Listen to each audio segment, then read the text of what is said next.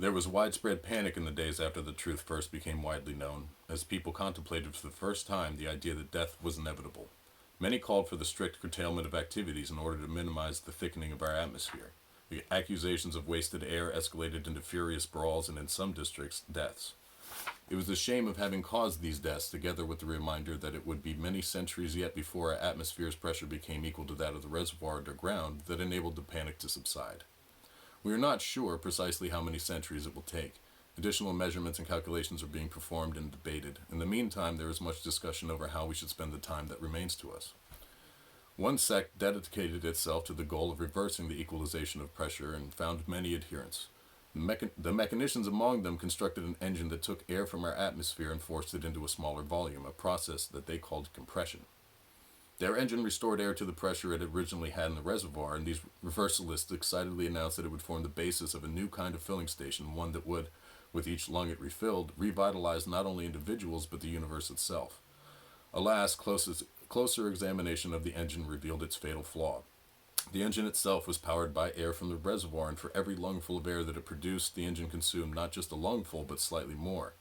It did not reverse the process of equalization, but like everything else in the world, exacerbated it.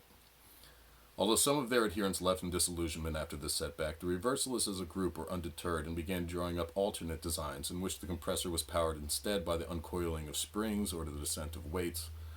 These mechanisms failed no better. Every spring that is wound tight represents air released by the person who did the winding. Every weight that rests higher than the ground level represents air released by the person who did the lifting. There is no source of power in the universe that does not ultimately derive from a difference of air pressure, and there can be no engine whose operation will not, on balance, reduce that difference. The reversalists continue their labors, confident that they will one day construct an engine that generates more compression than it uses, a perpetual power source that will restore to the universe its lost vigor. I do not share their optimism. I believe that the process of equalization is inexorable. Eventually, all the air in our universe will be evenly distributed, no denser or more rarefied in one spot than in any other, unable to drive a piston, turn a rotor, or flip a leaf of gold foil. It will be the end of pressure, the end of motive power, the end of thought. The universe will have reached perfect equilibrium. Some find irony in the fact that a study of our brains revealed to us not the secrets of the past, but what ultimately awaits us in the future. However, I maintain that we have indeed learned something important about the past. The universe began as an enormous breath being held. Who knows why? But whatever the reason, I am glad that it did, because I owe my existence to that fact. All my desires and ruminations are no more and no less than eddy currents generated by the gradual exhalation of our universe. And until this great exhalation is finished, my thoughts live on. So that our thoughts might continue as long as possible, anatomists and mechanicians are designing replacements for our cerebral regulators, capable of gradually increasing the air pressure within our brains and keeping it just higher than the surrounding atmospheric pressure. Once these are installed, our thoughts will continue at roughly the same speed even as the air thickens around us. But this does not mean that life will continue unchanged. Eventually, the pressure differential will fall to such a level that our limbs will weaken and our movements will grow sluggish.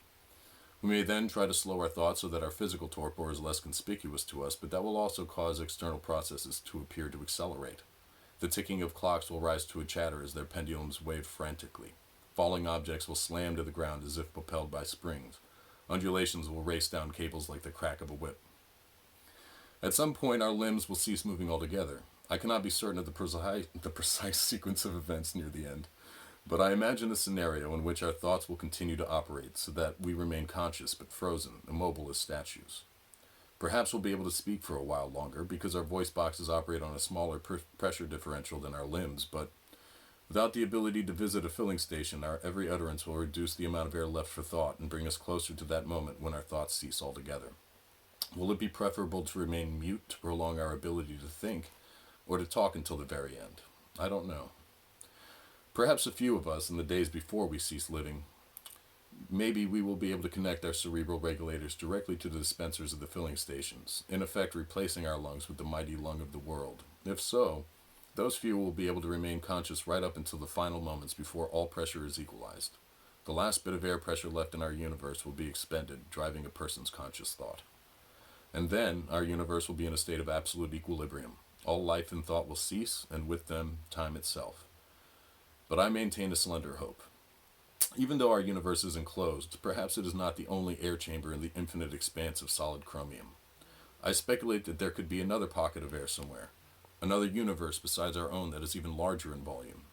It is possible that this hypothetical universe has the same air pressure as ours, or even higher, but suppose it had a much lower air pressure than ours, perhaps even a true vacuum.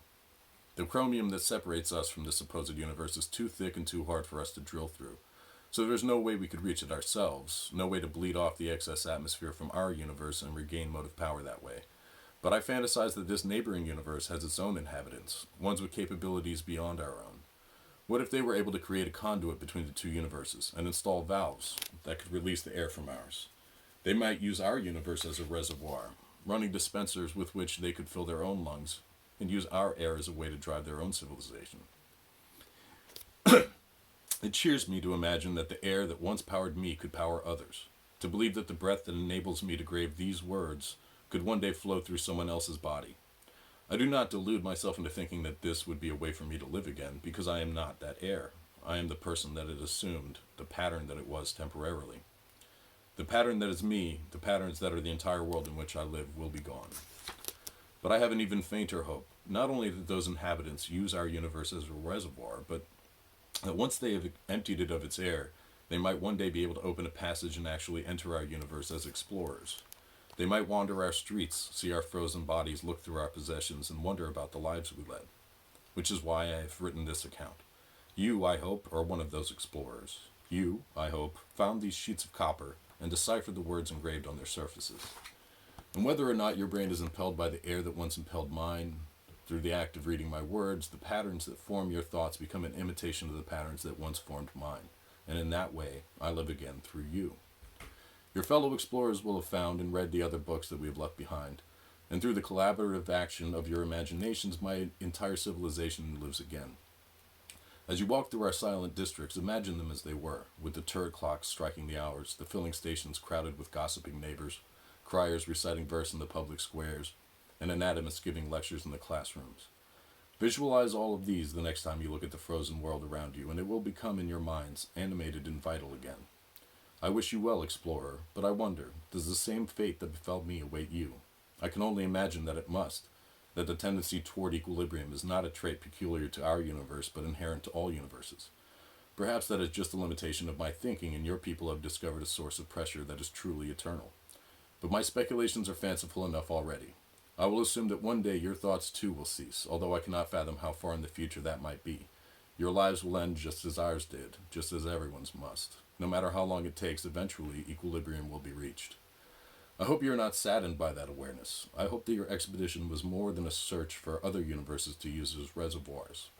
I hope that you were motivated by a desire for knowledge, a yearning to see what can arise from a universe's exhalation. Because even if a universe's lifespan is calculable, the variety of life that is generated within it is not. The buildings we have erected, the art and the music and verse that we have composed, the very lives that we've led, none of them could have been predicted, because none of them was inevitable. Our universe might have slid into equilibrium, emitting nothing more than a quiet hiss. The fact that it spawned such plenitude is a miracle, one that is matched only by your universe giving rise to you. Though I am long dead as you read this, explorer, I offer to you a valediction. Contemplate the marvel that is existence, and rejoice that you are able to do so. I feel I have the right to tell you this because, as I am inscribing these words, I am doing the same.